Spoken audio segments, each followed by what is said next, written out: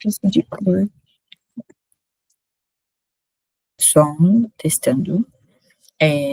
Olá, professora Giovana Rampazzo, sou a aluna Giovana Aparecida, e eu vou falar sobre o sistema digestório e a relação com obesidade e a doença hepática gordurosa não alcoólica. Antes de tudo, de eu começar a falar sobre o tema, queria falar a respeito dos slides, que eu fiz poucos slides, mas que eu vou tentar abordar sobre todo o tema aqui durante a aula, tá bom? Bom, antes de tudo, da gente falar sobre a relação com a obesidade e a doença hepática gordurosa não alcoólica, a gente vai falar um pouco sobre o sistema digestório, né? A gente vai falar um pouco sobre cada órgão de uma forma assim geral, vamos entender, né, como o nosso corpo processa, transforma e utiliza os alimentos que ingerimos, e depois a gente vai entrar na parte da relação da obesidade e da doença hepática gordurosa não alcoólica, onde eu vou trazer alguns artigos de autores que eu busquei no Google Acadêmico, tá bom? Então, a gente vai falar sobre órgãos gerais, sistema digestório, né? Bom, quando a gente pensa em digestão, na maioria das vezes, a gente imagina que é apenas o estômago trabalhando, né? Mas a digestão é um processo muito mais complexo do que a gente imagina, né? O sistema digestório, ele é responsável por receber os alimentos, transformá-los, absorver todos os nutrientes, assim, né? E eliminar resíduos, né? Então, assim, cada órgão possui uma função específica e indispensável. E a gente vai falar um pouco sobre esses órgãos, tá? Então, próximo slide, aqui eu coloquei órgãos da boca, onde eu coloquei a cavidade oral e as glândulas salivares, né? Tem um outro slide que eu também coloquei um pouco sobre a boca, e eu trouxe essa imagem onde eu peguei no Atlas, que vai estar na minha referências, e assim, a boca não é apenas o local de mastigação, né? A digestão, ela vai começar antes da gente engolir. E é aqui onde a gente vai encontrar as glândulas salivares, que vão secretar enzimas capazes de iniciar digestão de carboidratos, tá? E principalmente pela ação de amilase salivar. A mastigação, ela fragmenta o alimento, então, assim, ela aumenta a área do contato e ela vai deixar o bolo alimentar mais fácil de ser processado pelo restante do sistema, tá bom? E só para eu mudar aqui o próximo slide. E a glândula, aí eu coloquei glândulas da boca, né? E aí eu coloquei algumas glândulas, onde a gente tem várias, né? Na parte da boca, tem a glândulas salivares maiores, a parótida, a glândula submandibular, glândula sublingual, e, enfim. Aí a gente vai ter a faringe também, e o esôfago, né, que vai acontecer um transporte ali, onde a faringe vai funcionar como uma passagem, basicamente, que vai direcionar o bolo alimentar até o esôfago. E o esôfago, por sua vez, né, ele vai utilizar os movimentos, assim, para empurrar o alimento em direção ao estômago, que a gente também vai falar sobre ele. E basicamente é um processo involuntário, rápido e bem coordenado, tá? Então, é isso. A gente agora vai falar sobre o estômago, tá? Próximo slide, já vou explicar aqui sobre esse slide, mas para a gente falar sobre o estômago, que vai ser uma mistura de digestão e defesa, tá? E ele é um dos órgãos, assim, mais importantes do processo digestivo, tá? E nele que vai ocorrer a digestão química e mecânica, tá bom? Então, nas células gástricas, elas vão secretar o ácido cloródrico, que vai ajudar a quebrar moléculas e matar micro-organismos. Vai ter o pecipinogênio, que vai se transformar em pespicina, que vai digerir as proteínas, tá? E vai ter o muco protetor, onde ele vai revestir a mucosa e impedir que o ácido lesione o próprio estômago, tá? Então, assim, o alimento permanece ali de uma forma temporária, até ele se transformar numa substância semilíquida chamada quimo, né. E a maior parte da digestão e absorção não vai ocorrer ali, ela vai ocorrer em próximas etapas, tá. Que a gente vai falar um pouco sobre isso ao decorrer da aula, tá bom. Então, assim, agora pra gente falar sobre o intestino delgado, né. Intestino delgado é assim, onde tudo realmente acontece, tá. E ele é o grande, assim, a gente pode falar aqui, protagonista do nosso organismo, da digestão, né. Então ele é dividido em duodeno, jejunum e hígado, né. E aqui eu coloquei, um tópico, né, canal alimentar, eu coloquei uma imagem para a gente conseguir ver, né, que seria a representação esquemática do jejunum, do íleo, a flexura duodenogenal, o colo ascendente, descendente do intestino grosso e o reto, tá.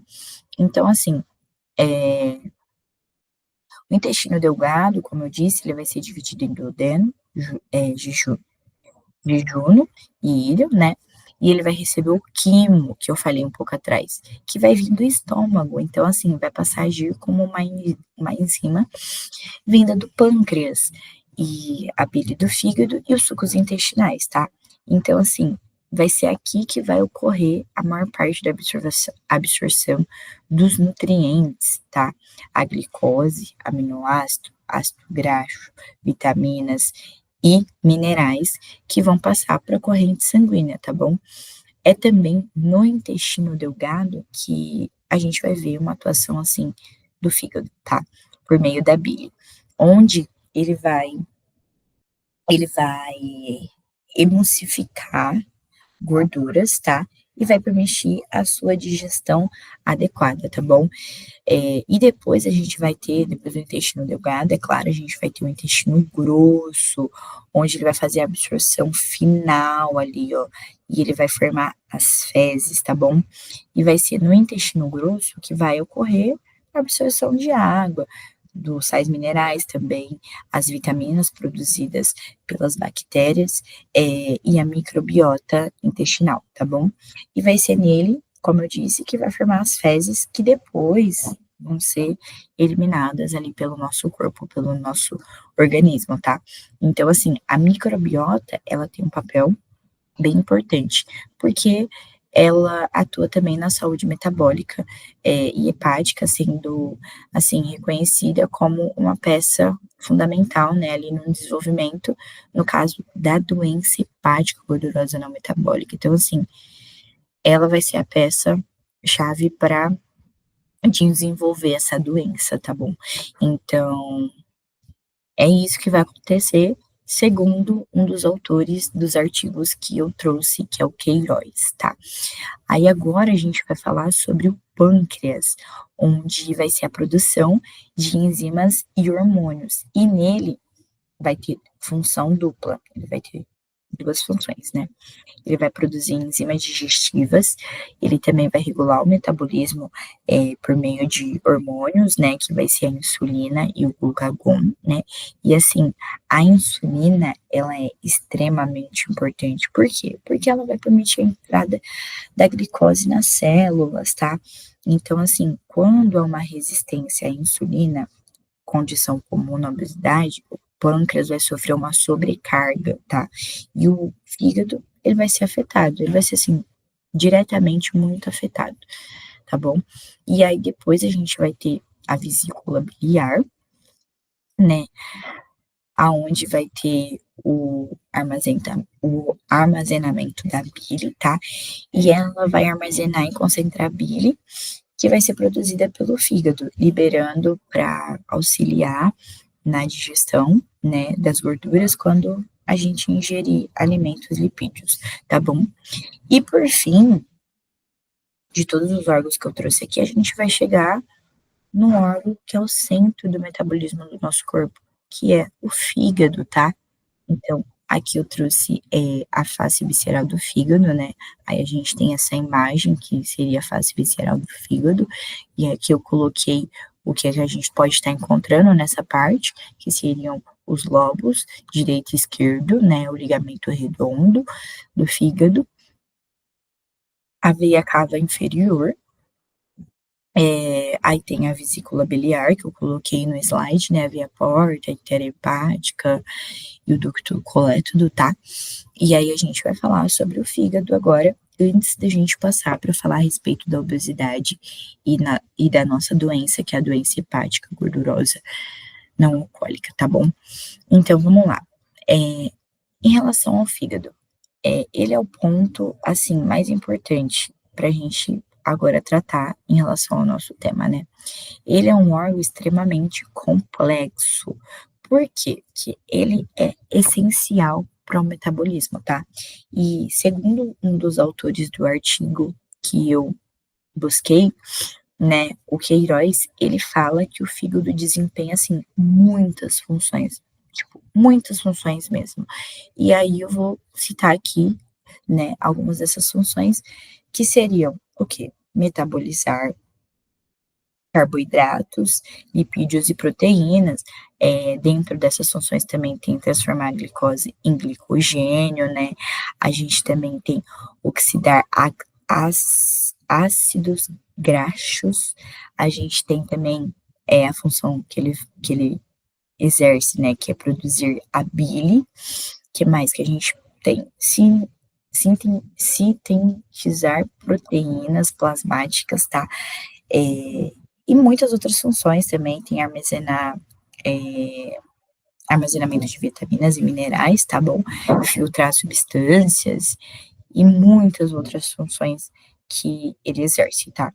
E quando a gente ingere alimentos, assim, em excesso, principalmente aqueles produtos, né, aqueles alimentos industrializados, caixinha, enfim, dentre muitos aí, que são ricos em açúcar e gordura, o fígado vai começar, na verdade, o fígado começa a acumular triglicerídeos. Então, assim, esse acúmulo que acontece, ele é silencioso. O que que acontece? Passa despercebido muitas das vezes. Então, assim, aí ao longo do tempo, o que que vai acontecer? Vai se transformar num problema mais sério. E aonde o paciente, quando for descobrir a doença, vai estar num estágio bem mais avançado. Então, assim, é onde vai acabar ocorrendo a nossa doença hepática gordurosa não alcoólica, tá? Então, assim, agora para a gente poder tratar sobre o nosso tema, né, que seria a obesidade e a gordurosa, doença hepática gordurosa não alcoólica, né, a gente vai precisar entender um pouco sobre ela para a gente poder falar, né, que seria essa doença. De acordo com um dos autores, o Queiroz, ele fala que ela é caracterizada pelo acúmulo de mais de 5% de gordura no fígado. Então, assim, sem que o paciente use, faça, não, faça o uso, né, não é ingira, né, mas acaba utilizando, ingerindo, na verdade, o álcool, né. Então, assim, ela é considerada a forma mais comum de doença hepática crônica que tá fortemente, assim, ligada, à obesidade, tá, e à resistência à insulina, tá bom. Então, assim, a doença hepática gordurosa não alcoólica, ela pode evoluir em 4 estágios, tá. E quais são esses 4 estágios? Tem a simples, que vai ser o acúmulo de gordura, a gente vai ter a hepatite, que vai ser a inflamação,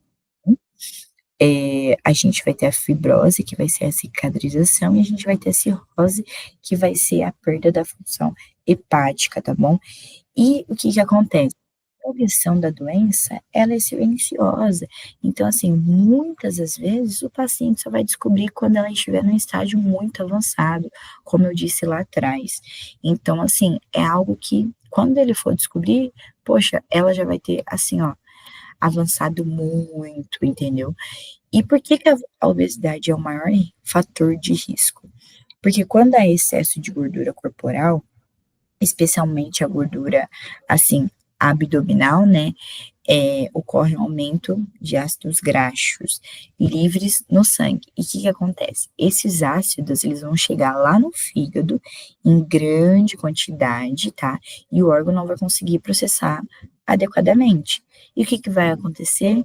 A parte vai ser convertida em triglicerídeos, vai ser convertida no caso, vai ser oxidada, vai gerar estresse oxidativo, inflamação, enfim, e alguns outros fatores também que vão ocorrer, tá? E assim, esse ambiente inflamatório, ele vai favorecer a inflamação da doença. No caso, a doença hepática gordurosa não alcoólica, tá? Então, assim, trazendo novamente aqui alguns autores dos artigos que eu busquei, né, os estudos, os estudos de Santos vai na verdade, os estudos de Santos, ele fez uma análise, né, ele não vai, ele já fez essa análise, onde ele analisou 904 pacientes, tá, com diferentes graus de obesidade, e os autores deste artigo, eles encontraram uma relação, assim, estatisticamente significativa. E qual que foi a relação que eles encontraram? O aumento do IMC. Eles também encontraram o aumento da gravidade da doença, tá? E com valor, assim, bem menor. Mas o que que o estudo evidenciou e demonstrou? Que a obesidade não só aumenta o risco de desenvolver a doença, mas que também aumenta a gravidade dessa doença, tá? Então, ou seja, quanto maior o MC, maior grau de infiltração gordurosa no fígado, tá bom? Enfim, então assim, quanto maior for o IMC, né, maior vai ser o grau de infiltração gordurosa no fígado, tá bom? E aí, sobre a resistência à insulina e microbiota, né, o que que acontece? A resistência à insulina é um dos pilares da doença, tá? Então, quando as células deixam de responder à insulina, o pâncreas, ele vai aumentar a sua produção e o fígado vai passar a armazenar mais gordura. E assim, o que que vai acontecer? As alterações na microbiota, são muito comuns em dietas ricas em ultraprocessados, tá? Onde vai contribuir para a inflamação sistêmica, né, e o aumento da gordura hepática, e vai acontecer alguns outros fatores também, e são pontos bem destacados pelo autor Queiroz, tá.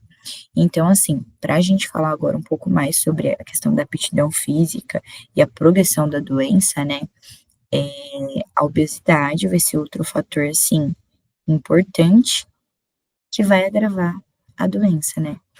No caso, não só a obesidade, perdão, além da obesidade, outro fator, assim, que vai agravar muito a doença hepática gordurosa não alcoólica é o sedentarismo, que, assim, é uma doença não, é algo grave, podemos falar assim, né. E na dissertação, da autora Pena, ela investigou, o condicionamento físico de pacientes com doença hepática gordurosa não alcoólica, e ela trouxe, alguns resultados, preocupantes, né, onde onde a maioria, apresentou, tá, uma aptidão cardiorrespiratória, assim, fraca ou muito fraca. Indivíduos com pior aptidão tinham quadros de inflamação bem mais graves, tá. Também apresentou, obesidade e falta de condicionamento físico, que estavam, assim, diretamente associados à progressão da doença, tá. E assim, segundo ainda a altura Pena, o que que acontece? A aptidão cardiorrespiratória, ela vai ter um papel, assim, importante. Por quê? Não só na qualidade de vida, mas também no controle metabólico e na saúde hepática, tá? Então, assim, pacientes com baixa aptidão vão ter um maior risco ali de evoluir para quadros graves, tá? Então, assim, o exercício físico como tratamento da prevenção da nossa obesidade, que é o tema, e da nossa doença hepática gordurosa não alcoólica. Nossa, esse metabólica tá na minha cabeça, hein?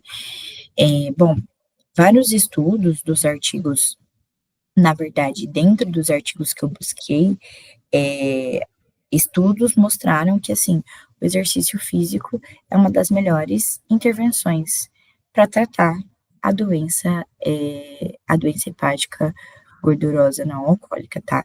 E, assim, segundo um desses autores aí, o Queiroz, ele fala que o exercício físico, ele vai reduzir a inflamação hepática, tá? Ele vai também, melhorar a sensibilidade à insulina, né, ele também vai aumentar o quê? A oxidação de ácidos graxos, ele também vai reduzir a quantidade de gordura no fígado, ele vai melhorar uns parâmetros aí metabólicos, mesmo sem a perda significativa de peso, tá? Onde é um dado, assim, muito importante, porque o fígado melhora mesmo que o peso não diminua, muito, tá?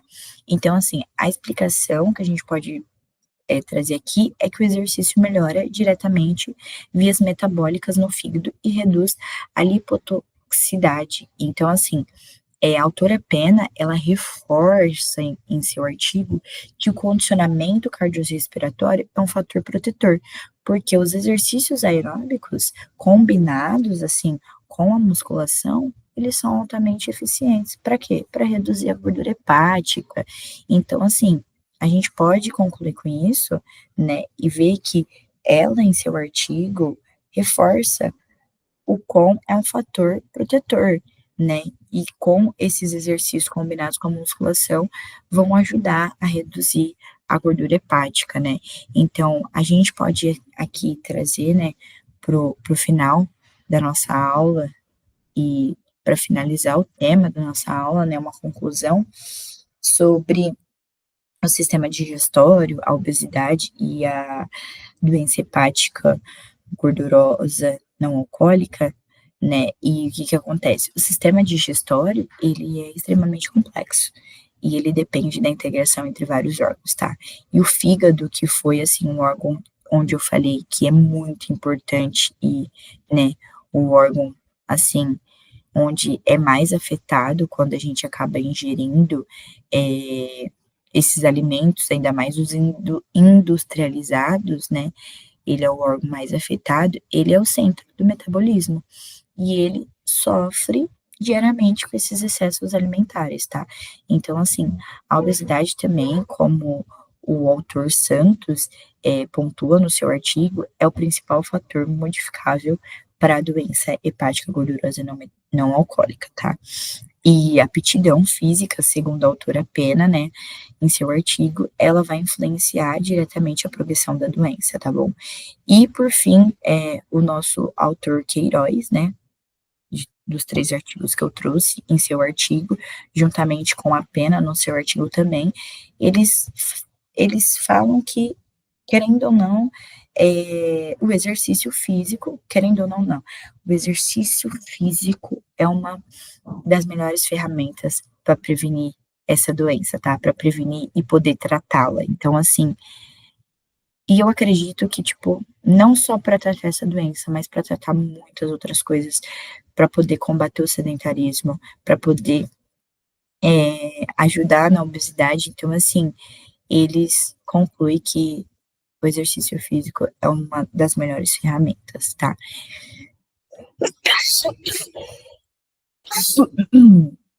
E é isso, referente ao meu trabalho, o tema da minha aula. O próximo slide, último aqui, eu trouxe as referências do que eu utilizei, né, dos artigos que eu pesquisei e também do atlas que eu utilizei. Aqui a gente tem o artigo de Queiroz, juntamente com outros autores, onde ele fala sobre a doença hepática gordurosa não alcoólica, a caracterização, diagnóstico e o tratamento. A Pena, juntamente com outros autores também, fala sobre o estudo do condicionamento físico, né, na doença hepática gordurosa não alcoólica.